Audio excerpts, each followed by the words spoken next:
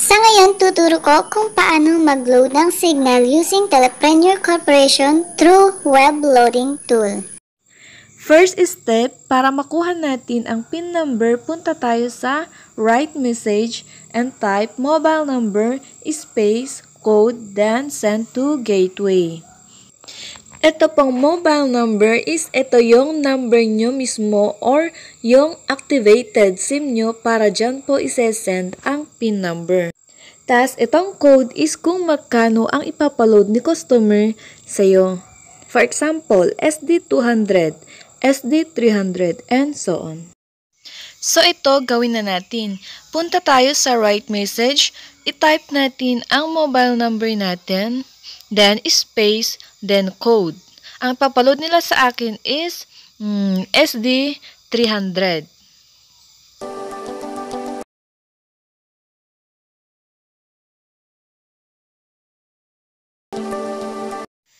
Pagkatapos po natin i-type, send natin sa gateway 8724 or sa 11-digit number na gateways.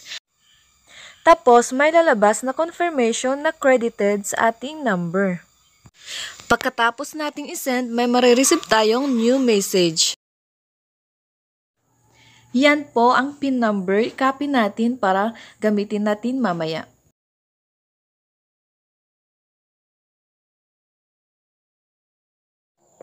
Tas, punta tayo sa Google or Chrome. Yan po ang third step. Search natin ang WebTool Signal.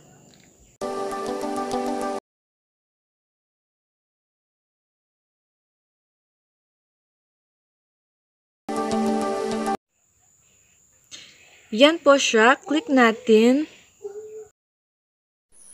Habang naglo-load, please subscribe and click the bell button para update kayo sa bago kong video.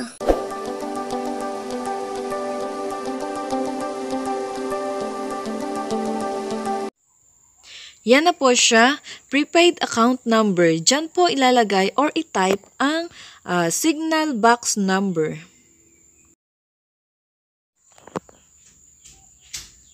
Sa PIN naman, paste lang natin yung kinapin natin kanina. Remove natin yung excess.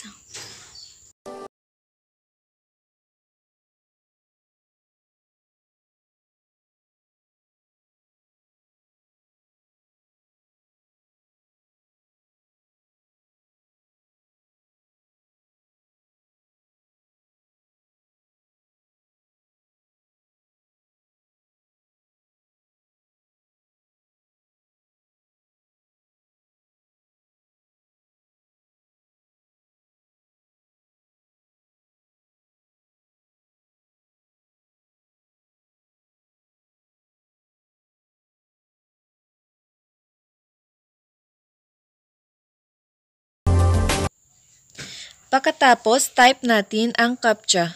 Tignan natin para hindi magkamali or tatagal ng ilang minuto kasi uulit siya. Ayan, nagkamali kaya uulitin natin.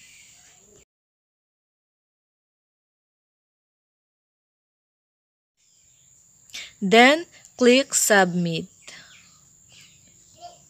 Yan na po. Loaded na.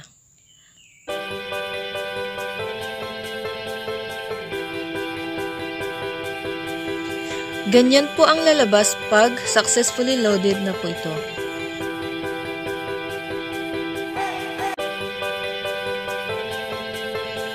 Sana nakatulong itong video sa inyo.